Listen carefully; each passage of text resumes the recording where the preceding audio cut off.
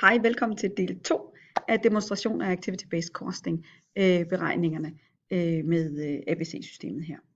Vi kom fra at have beregnet bruttoavanceprocenten for helsekæden, helsegrossisten, hvor vi i vores beregninger viste, at det umiddelbart ser ud til, at detailhandlerne her, der løber af med sejren til at være mest lønsomme her. En samlet har vi en bruttoavanceprocent på 7,42 for virksomheden, efter fratrækkelse af vores indirekte omkostninger 3,99. Nu prøver vi at lave en fordeling, hvor vi bruger vores, nu skal jeg ikke sige men hvor vi bruger Activity-Based Costing fordeling i stedet for, altså vi forsøger at fordele de her indirekte omkostninger. Jeg laver lige et lille trick her, eller ikke et lille trick, men jeg prøver lige at her sætte de driversatser, som vi jo lavede beregningen af i den første video, som vi har lavet beregningen af her. Dem tager jeg lige og kopierer ned, sådan så jeg har dem stående ved siden af mig, så jeg ikke skal køre, men jeg kommer til at køre en del op og ned her, men jeg forsøger lige her, i hvert fald at gøre det lidt nemmere for os her. Og det var den ikke lige med på, jamen så gør vi det bare sådan her, at vi henter dem herop fra, hvis det kan gøre den mere glad. Det kan det sikkert, på den måde er Excel jo så forunderlig en gang imellem, og jeg skal have hentet alle mine driversatser derfra. Nå, hvis I prøver at kigge her, hele den her første del, omkring omsætning af bruttoavance er jo rent faktisk identisk med det jeg lige har beregnet heroppe. Så der kan jeg godt nogle gange finde på at være en lille smule smart her, synes jeg da i hvert fald selv. Og egentlig hente de tal jeg har op fra, og behøves ikke således at lave beregningerne en gang til. Det synes jeg næsten ikke der er nogen grund til. Så det vil jeg også anbefale jer at gøre. I princippet duplikerer jeg jo bare hvad jeg har op ovenfra. Og får de samme resultater ud af det. Nå, nu skal vi i gang med at fordele de her indirekte omkostninger. Og som vi har fordelt, eller ikke vi har ikke fordelt dem endnu, men vi har samlet dataene omkring de her totale indirekte omkostninger, og nu vil vi gerne have fordelt dem ud på aktiviteterne på baggrund af det driversats, som vi altså har lavet beregningen af i video 1. Lad os prøve at kigge på ordremodtagelse og supermarkedskæderne.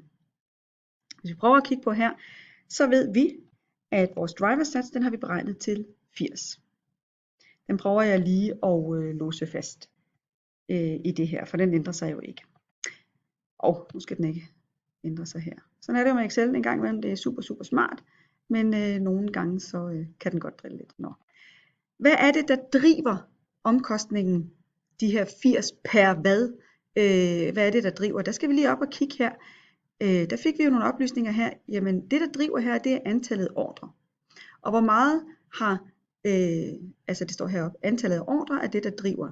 Og hvor mange ordre har vi faktisk brugt på supermarkedskæderne i den her periode? Jamen, den information har vi her med de 140. Så 80 gange 140 er altså af de indirekte omkostninger, de omkostninger, vi kan fordele til supermarkederne. Og grunden til, at jeg var interesseret i at fastlåse min driversats, det er, at nu har jeg beregningen, og nu vil jeg bruge Excel til det, Excel er bedst til, nemlig at gøre det lidt smart for mig selv.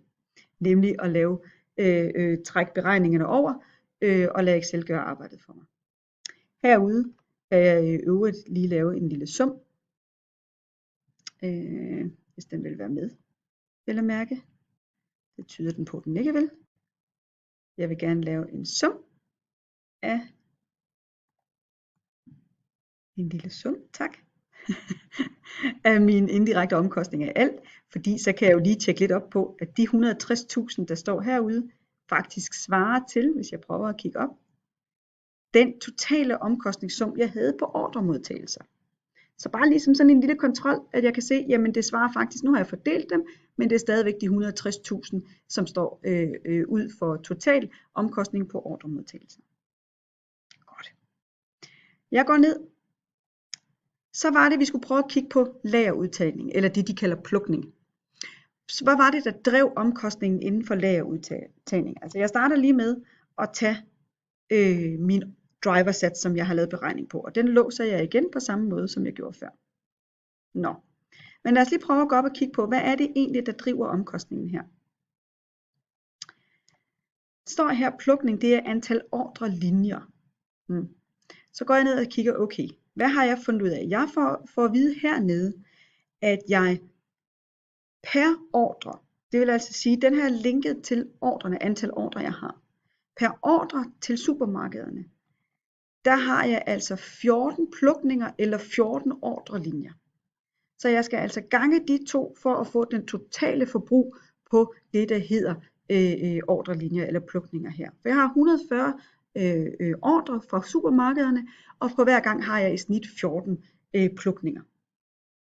Så de tal ganger jeg sammen og får et samlet forbrug her. Og igen, så har jeg låst min driversats.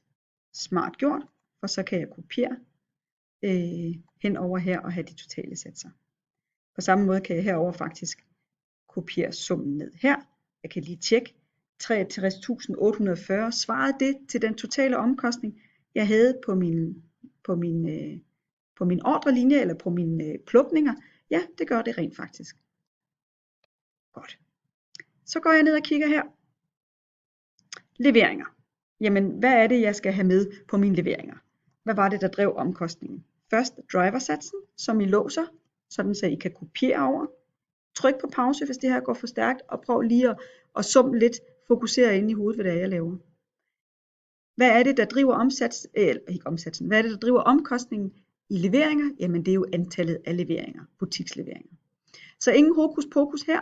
Det er rent faktisk bare driversatsen gange antallet af leveringer inden for de enkelte områder. Bum. Jeg kopierer over, og den her kopierer jeg ned. Har jeg lyst til lige at kigge efter, om det også passer med de 71.000 totale omkostninger? Det svarer fuldstændig til det, der står her. Så det er sådan en lille ekstra sats, en lille ekstra tjek, jeg gør. Ordrevolumen som aktivitet. Så skal jeg igen, nu tager jeg driversatsen, den låser jeg. Og husk, at de låser på en almindelig tastatur ved at bruge F4 eller FN-F4 eller Command-T, mener jeg, på en MacBook, hvis det er det, I bruger. Nå, vi har driversatsen, de to. Men hvad er det egentlig, der driver omkostningen her, hvis vi går op og kigger? Leveringsmængde, antal kartoner leveret til en butik per leverance. Så per leverance, vi går lige ind og kigger, inden for butiksverdenen, der har vi altså 120 leverancer, 120 leveringer. Og vi får faktisk at vide, at vi leverer i snit 300 kartoner per leverance. Hvad er det, der driver omkostningen? Og hvad er det så, vi skal bruge af omkostninger her? Samme beregninger her. Og totalen her er også den samme. 152.000, er det den totale omkostningssum, vi har stående inden for det område? Leveringsmængde 152.000. Tjek ved den. Så går vi et skridt længere ned. Vi laver samme beregning her. Vi bruger igen driversatsen. Den laver jeg fast. Jeg fastlåser min celle. Bruger Excel til det, som den er allersmartest til. Jeg går lige op og kigger, hvad er det, der driver omkostningen inden til hyldeopfyldning. Det, der driver omkostning, det er antal timer, vi bruger på hyldeopfyldning. Så går vi ned og kigger. Jamen prøv at høre. Vi får at vide, at vi har 120 leveringer, og at vi bruger opfyldningstimer per levering. Inden for butikkerne, der er det 3, og så fremdeles. Så 120 gange de 3 her. Og igen, så går jeg ind og laver totalen her. Jeg kan lige kigge igen. 10.240, var det rigtigt? Ja tak, det var det. Det var min totale omkostningspulje på det. Nu går jeg på ny ned og siger, okay, indirekte omkostninger af alt, der vil jeg gerne have en lille sum. Jeg vil selvfølgelig ikke have min bruttoavance med her, jeg vil kun have min, nu skal jeg lige passe på her. Jeg vil selvfølgelig kun have mine omkostninger med. 457.080, hvis I husker fra tidligt, så var det vores totale omkostningssum. Så tjek ved den. Så det betyder, ikke overraskende, overskuddet, jamen det er jo det samme. Stadigvæk de 532.920. Men nu kan vi rent faktisk gå ind og lave en overskudsberegning, altså en overskudsgrad på hver enkelt segment. Jeg mangler jo faktisk lige at beregne overskud for de enkelte. Undskyld. Der var jeg lige hurtigt nok. Nå, Men prøv lige at se her. Og nu skal jeg lige tænke mig om her. Vi skal lige have en autosummering af alle vores omkostninger her. Hvor vi ser, nu brøvler jeg lidt, men det er okay, så lærer I. Hvor vi ser, jamen altså ud af de her omkostninger, de her indirekte omkostninger, så kan I se, supermarkederne trækker på 100.000 eller godt 100.000, 107.000 for helsebutikkerne, og for detailkæderne 248. Så hvis jeg går ned og laver en overskudsberegning på dem alle sammen nu, så siger jeg altså min bruttoavance minus selvfølgelig min indirekte omkostninger i alt. Det her det kopierer jeg hen. Og så laver jeg en beregning, ikke på bruttoavanceprocent længere, for den har ikke ændret sig. I kan godt trække den ned, det gør jeg om lidt. Men jeg synes, det er langt mere interessant at kigge på. Hvis jeg ser på mit overskud for hver enkelt detailklæde i forhold til min omsætning, altså en overskudsberegning på hver enkelt, en overskudsgradsberegning på hver enkelt segment her, så ser verden pludselig helt anderledes ud. I forhold til mine beregninger, som jeg havde før. Hvis I husker det, vi kan godt lige lave den hurtige beregning her. Hvis vi kun kiggede på bruttoavancen, og kiggede på bruttoavanceprocenten, kan godt blive den her, så var vores detailhandlere langt foran, og de var vindere i det her spil. Men hvis vi går ned og kigger på, hvor meget trækker de rent faktisk på de enkelte, eller på de indirekte omkostninger, så er billedet et helt andet. Fordi så går detailhandlerne fra at være de langt mest lukrative til rent faktisk at være dem, der viser sig at være mindst lukrative. Hvorimod helsekæderne lige pludselig dukker op. Og det har jo noget at gøre med kompleksiteten, de her segmenter at gøre. Detailhandlerne, hvis I husker detaljerne, I kan prøve at gå op og kigge, havde 1500 leveringer for eksempel på at skabe den omsætning, som de andre havde. Hvorimod for eksempel helsekæderne havde kun 360 leveringer for at skabe deres omsætning. Hvor mange butiksleveringer var det, og detailhandlere måske spredt, så kompleksiteten har noget at gøre med, hvorfor det er, billedet lige pludselig ser sådan ud. Så det betyder, at man som virksomhed jo med fordel kan gå ind og sige, okay, kan jeg arbejde med noget mere effektivitet i forhold til min detailled? Skal jeg måske i virkeligheden nøse mine helsekæder lidt mere, få dem til at aftale lidt mere for hver enkelt levering, og så videre for at gøre dem endnu mere lukrative. Så det kan altså bruges som sådan et godt analyseværktøj, og her ser vi jo klart, at detailhandlerne trækker forholdsvis meget mere på de indirekte omkostninger, end for eksempel helsekæderne eller supermarkederne gør her.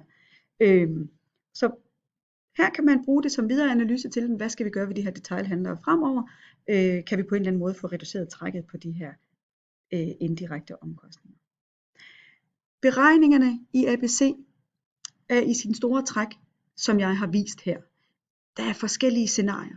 Så det I skal træne jer selv i, det er at læse mange scenarier, løse opgaverne i opgavebogen, cases, tidligere eksamen cases osv. Men skabelonen for eller beregningerne, strukturen i beregningerne er det samme. Det er de her 4 trin, og i virkeligheden 2 trin. Lav den her beregning på den her omkostningsdriver-sats, og så fordel den ud på, hvor meget det er, der bliver trukket på de enkelte aktiviteter, og lave en beregning på overskudsberegning.